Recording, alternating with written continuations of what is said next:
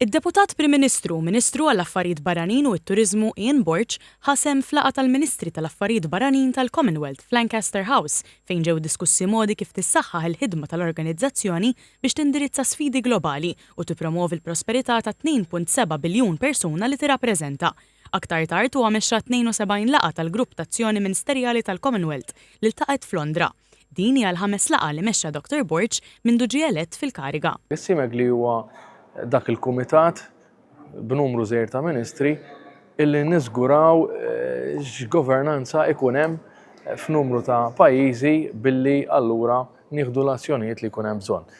Qal li fil-laqa, ministri minn 9 pajjiżi fil-Commonwealth komplew isegwu l-iżviluppi riċenti f'diversi pajjiżi fosthom il-Gabon u t-Tanzania. Dr. Borch qal li s-CMEG irid jibqa' jiggwida u jappoġġa lill-Istati membri biex iħarsu l-valuri u l-prinċipji fundamentali stabbiliti fiċ-Charter tal-Commonwealth, fosthom id-demokrazija, is-saltna ta' dritt, id-drittijiet tal-bniedem u l-libertà tal-espressjoni. Fi stqarrija wara l-laqa l-grupp esprima tħassib dwar it-teddid dejjem jikber għad-demokrazija u enfasizza li istituzzjonijiet demokratiċi b'saħħithom u r-rispett lejn is-saltna ta' dritt huma essenzjali għall-iżvilupp ekonomiku sostenibbli, is-sigurtà u l-paċi. F'Londra, Dr. Borch attenda wkoll servizz interreliġjuż f'Westminster Abbey biex jitfakkar is-77 anniversarju tal-Commonwealth u aktar tard iltaqa' mar-Re Karlu III u r-Reġina Camilla.